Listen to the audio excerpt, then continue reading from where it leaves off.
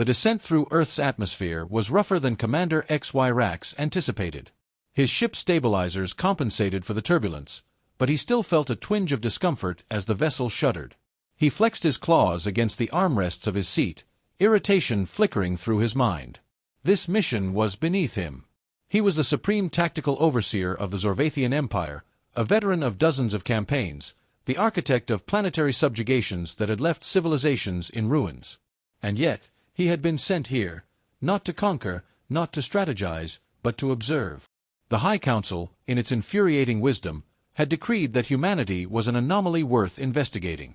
They were a species that had defied conventional military analysis, a primitive race that somehow emerged victorious in conflicts they should have lost. The Empire needed answers. Were they a legitimate threat or merely lucky savages? Thus, XY-Rax had been assigned to this assessment. He would study their military, evaluate their tactics, and confirm what the Council already suspected, that humanity, for all its stubborn defiance, was ultimately an inferior warfighting species. A chime echoed through the cabin. "Commander, we are on final approach," his pilot, Zolvir, reported. Landing protocols engaged. XY-Rax exhaled slowly, suppressing his irritation. Very well. Through the viewport, the landscape of the human military installation sprawled beneath him. It was a collection of rigidly organized structures, training fields, and marching cadets.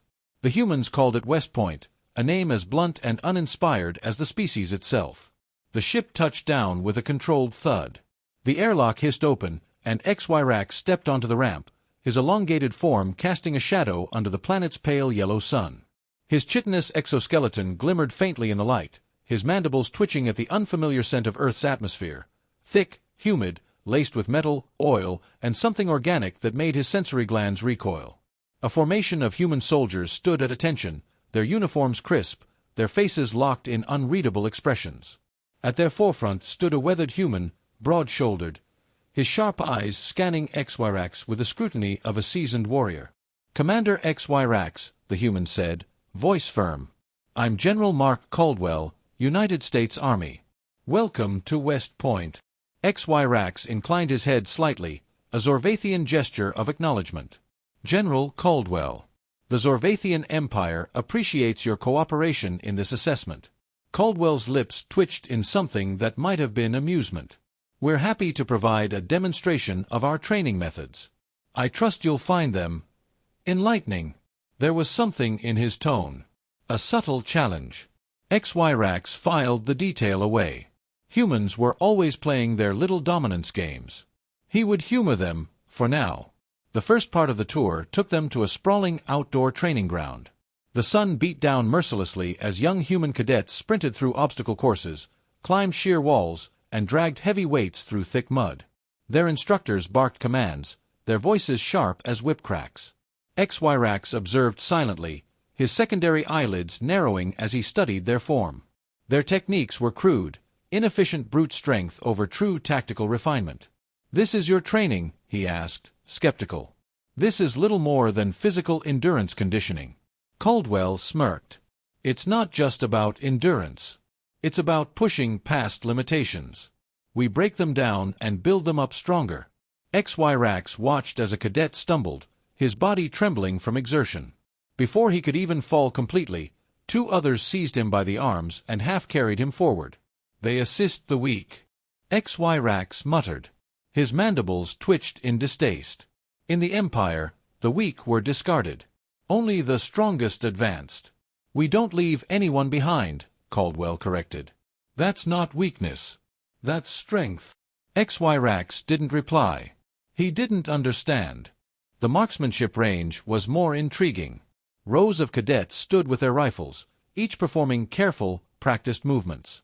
XY-Rax expected them to be passable at best.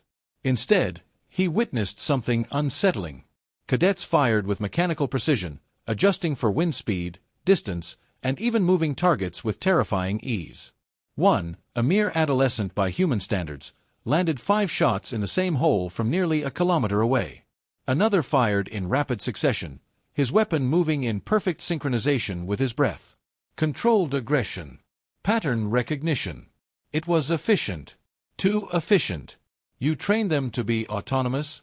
Xyrax asked, unease creeping into his voice. Caldwell nodded. We train them until they don't have to think, just react. Xyrax's mandibles clicked in contemplation.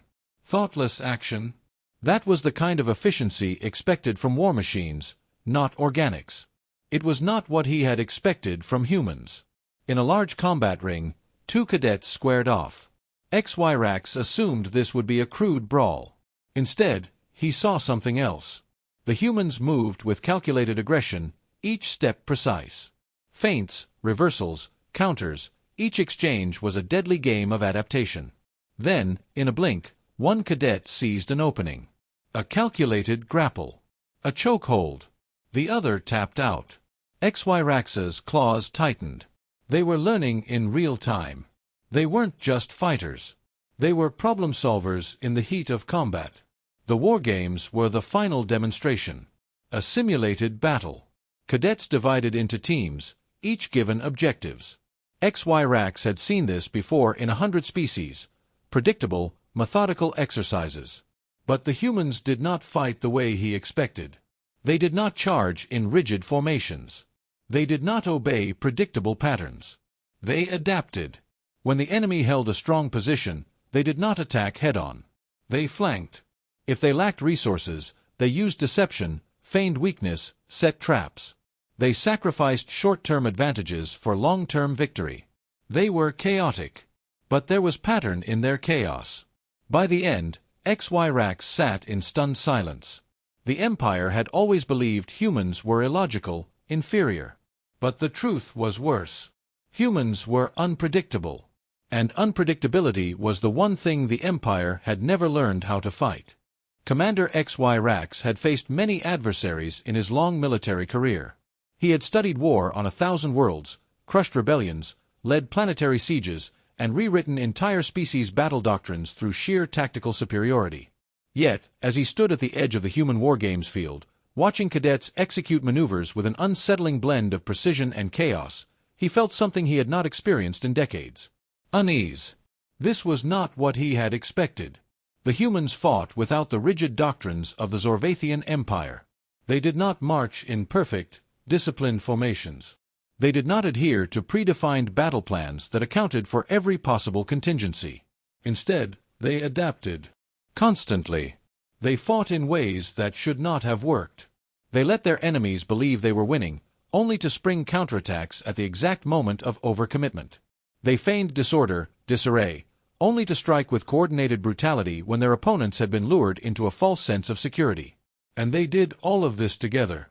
Their military was not built on the strength of the individual but the strength of the unit. They carried each other, covered each other, sacrificed for each other. And yet, they did not lack personal initiative. They disobeyed orders when necessary, not out of defiance, but out of a terrifying ability to think on their own, to make battlefield decisions without consulting a superior. It was anarchy. It was efficient anarchy. And Xyrax did not know how to counter it. Your troops, he said finally, voice carefully neutral. They disregard orders. General Caldwell raised an eyebrow. They improvise. In the Empire, such behavior would be punished as insubordination. Caldwell smirked. Yeah, and in our world, sticking too rigidly to doctrine gets you killed. War isn't predictable, Commander. Neither are we. Xyrax felt his mandibles twitch in frustration. That was the problem. He had spent his life studying war, understanding its patterns. Predictability was a fundamental part of strategy. If an enemy could be predicted, they could be defeated. Humans, however, refused to be predicted.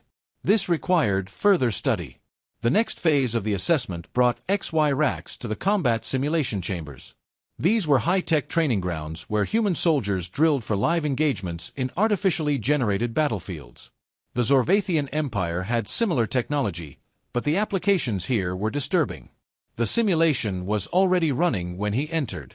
Holographic walls shimmered, revealing a dense urban war zone, crumbling skyscrapers, shattered roads, smoke curling from distant fires. Human cadets moved through the battlefield with eerie fluidity, their rifles raised, their bodies low and silent. A simulated ambush erupted. The enemy, appearing as digital soldiers, opened fire from the upper levels of a ruined building. In an instant, the cadets scattered, some ducking for cover, others shifting position to outflank the attackers. Xyrax's eyes narrowed. There was no hesitation. No centralized command dictating each move. The humans reacted with a shared understanding of their tactics, coordinating instinctively. He turned to Caldwell. "They do not wait for orders." "If they did, they'd already be dead," Caldwell said simply. Xyrax observed as one group laid down suppressive fire while another maneuvered into an exposed alleyway. "A mistake. No." The enemy repositioned to pursue them, only to be caught in a pincer movement as the original squad flanked them from behind. In the Empire, tactics were dictated from the top. Officers gave commands, soldiers followed them. Deviating from orders was a punishable offense. Here, the soldiers thought for themselves. It was chaos. It was working. Xyrax clenched his claws. "This training breeds disorder." "It breeds survivors," Caldwell countered. The next demonstration was even worse. Xyrax had asked to see a test of human strategic thinking, analyzing their ability to plan and execute battlefield maneuvers over an extended engagement. He expected them to fail. They did not. Inside the war room, cadets faced off in a simulated planetary invasion. Half played the role of defenders, the other half the invading force. The attackers had superior numbers, advanced technology, and overwhelming firepower. The defenders had only a fraction of their forces, outdated weaponry, and limited resources. The outcome should have been inevitable. It was not. Xyrax watched in silent horror as the defenders refused to fight a conventional battle. Instead of meeting the invasion head-on, they broke into small, mobile groups. They ambushed supply convoys, sabotaged command centers, set traps in places the attackers wouldn't expect. They did not attempt to win, they made the enemy lose. One group lured the invaders into a fake stronghold, only to detonate the entire facility the moment the enemy had consolidated its forces inside. Another used stolen enemy transmissions to spread misinformation, leading the attackers to bomb their own reinforcements. There was no honor in this. No discipline. No respect for the orderly, strategic approach to war that Xyrax had studied for decades. And yet, the defenders won. It made no sense. None of this made sense. Xyrax turned slowly to Caldwell. His voice was quiet, but edged with something unfamiliar. Something dangerously close to fear. This is not war. This is madness. Caldwell folded his arms. This is how we fight. And it's why we win. That night, Xyrax reviewed the footage in his private quarters. His retinal display flickered as he analyzed the recordings, searching for patterns, for a weakness in the human method of warfare. He found none. Every time a strategy was countered, the humans adapted. Every time they suffered losses, they adjusted. They did not break under pressure. They did not retreat in cowardice. They endured. Xyrax had seen other species that fought with ferocity. The Crothians relied on overwhelming brute force. The Julari used perfect formations, precise, unbreakable. The humans, they fought like they refused to die. And that was when the true realization struck him. The Zorvathian Empire had spent centuries perfecting war, analyzing strategy, refining tactics, creating warriors who operated with flawless discipline. But the Empire had never faced an enemy like this. The humans did not just fight. They survived. At any cost. Xyrax leaned back in his chair, staring at the screen. For the first time in his long career, he did not know if the Empire could win. Xyrax's claws pressed into the armrest of his seat as he watched the tactical simulation unfold on the screen before him. The war game was progressing into its final stages, and his unease had only grown. The human defenders, outnumbered, outgunned, and technologically outmatched, should have collapsed hours ago. Instead, they were winning. Not through brute force. Not through superior numbers. But through adaptation. Every time the invading force thought it had them cornered, the defenders slipped away. Every time the enemy gained ground, the humans traded space for time, forcing the invaders into kill zones or baiting them into costly mistakes. The defenders' numbers were dwindling, attrition was inevitable, but they were inflicting exponentially greater losses on their opponents. And they did not break. They did not stop fighting. This was not the war Xyrax had studied his entire life. It was something else. Something worse. Something he had no counter for. "Enough," he said at last, rising to his feet. His voice was clipped, controlled, but even he could hear the edge beneath it. "I have seen enough of your simulations. I will now observe real combat drills. I want to see how your soldiers perform in live exercises." Caldwell, standing beside him, folded his arms. There was something in his expression, something Xyrax could not decipher. Not smugness. Not arrogance. A kind of grim amusement. "As you wish, Commander," the general said. "Tomorrow, you'll see our best in action." Xyrax did not respond. He simply turned and strode from the chamber, his mind already racing. He had to understand this madness. He had to understand how to stop it. The next morning, Xyrax stood at the edge of an expansive, rugged training ground. The terrain was uneven, littered with thick foliage, jagged cliffs, and winding ravines. It was designed for maximum difficulty, a simulated battlefield that mimicked the worst conditions a soldier might face. At one end of the field, a platoon of elite human soldiers prepared for their drill.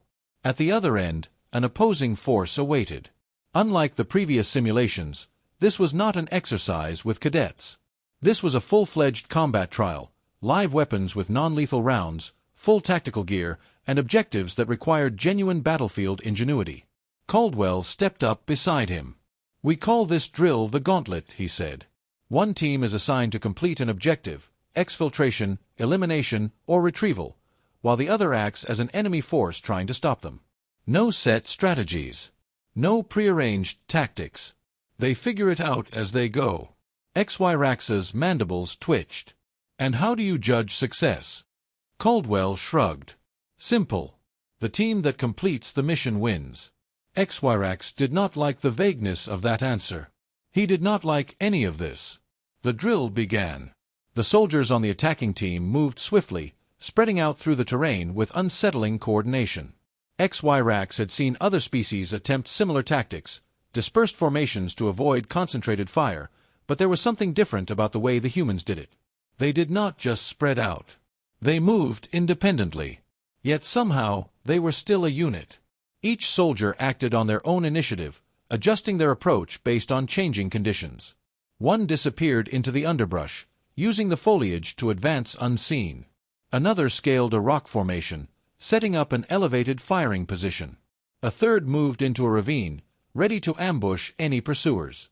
There were no direct orders, no clear hierarchy dictating each action. And yet, they knew exactly what they were doing. The defending team opened fire. Xyrax's eyes flicked from one engagement to another, trying to find the flaw, the moment when the human formation would break down under pressure. It did not happen. Instead, the attackers adapted. A squad pinned by suppressive fire did not retreat. Instead, they signaled their allies, silent hand gestures, nothing verbal. Within moments, a secondary team moved into position, flanking the defenders and forcing them to relocate. Another pair of soldiers found themselves isolated, cut off from their team. Instead of calling for rescue, they turned their disadvantage into an advantage, using their separation to strike from an unexpected angle, forcing the defenders to split their attention. Xyrax's claws curled. They were fighting like a single mind. But there was no single mind. There was no centralized intelligence guiding them. There was just them. A unit of individuals who somehow operated as a collective, each acting with full autonomy, and yet still perfectly in sync. It defied logic. It defied everything he understood about war. And then, a thunderous boom echoed across the battlefield.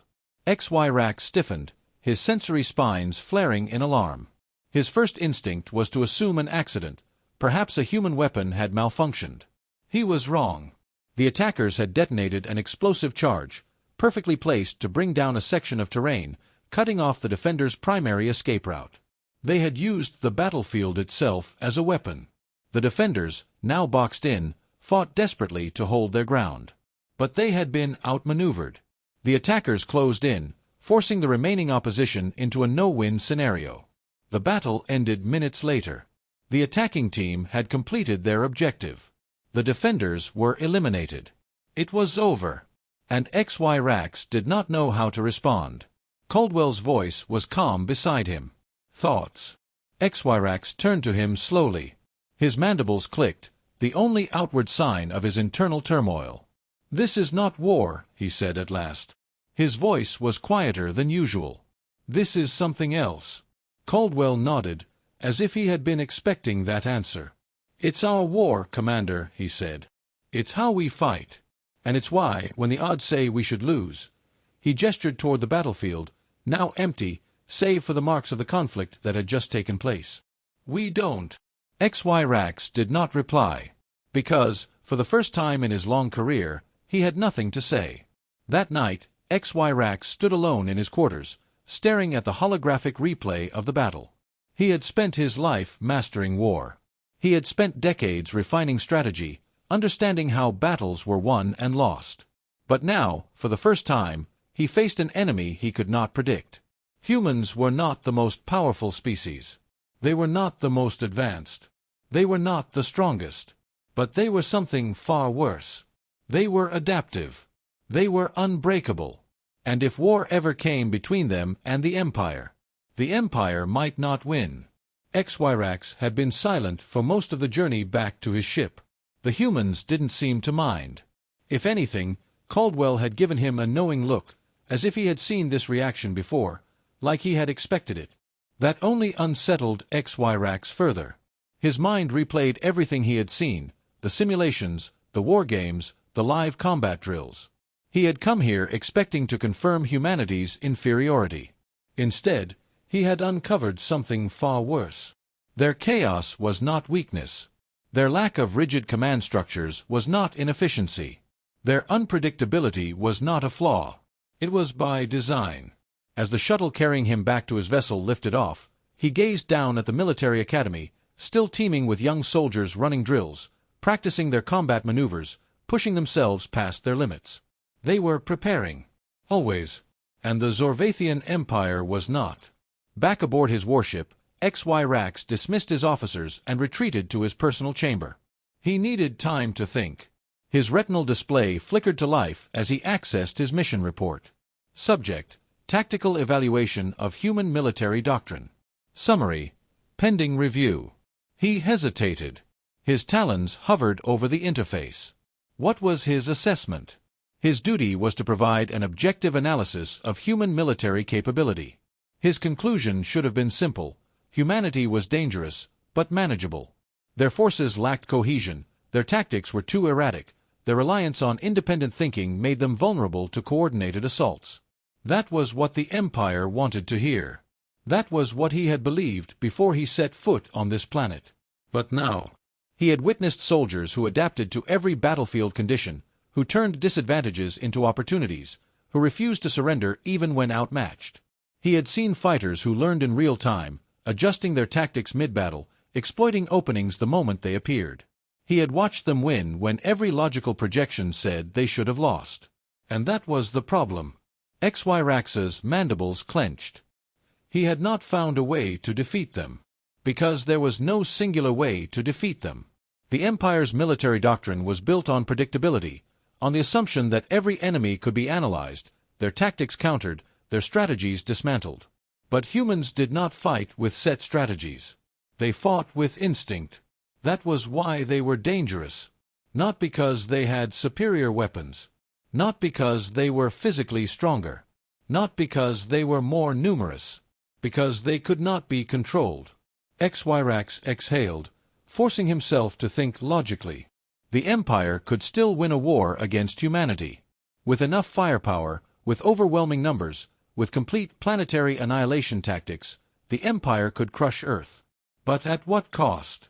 How many Zorvathian warriors would die in the process? How many fleets would be lost trying to suppress a species that refused to accept defeat?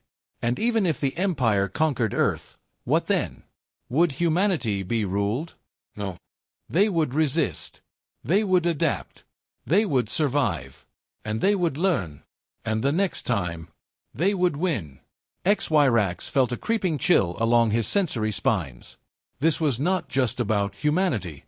If they fought this way, How long before other species learned from them? How long before the Zorvathian Empire found itself not fighting one unpredictable enemy, but many? War was inevitable. The Empire was built upon it. But no empire lasted forever. Xyrax had seen many species fall.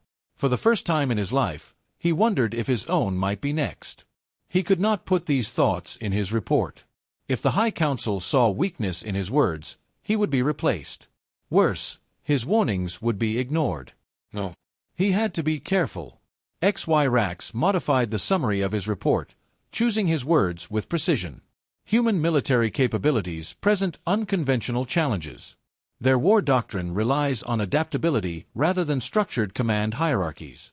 Their forces display resilience beyond standard projections, utilizing independent decision-making and creative problem-solving as core strengths. Conclusion: further study required. Recommendation: proceed with diplomatic caution. A direct confrontation may prove costly. He reviewed it once more. It was the truth, at least part of the truth. It was also the only way to ensure the Empire did not make a fatal mistake. Xyrax sent the report. And then, for the first time in decades, he felt something he had not experienced since he was a young warrior. Not fear. Not uncertainty. But the quiet, uneasy knowledge that a greater war was coming. And that the Empire might not be ready for it. 2 days later, as his warship left Earth's orbit, Xyrax received a final message from General Caldwell. A simple text, transmitted through diplomatic channels. Hope you enjoyed the tour, Commander. We'll be ready if you come back. Xyrax stared at the words for a long time. Then, without a word, he closed the transmission and ordered his ship to take him home.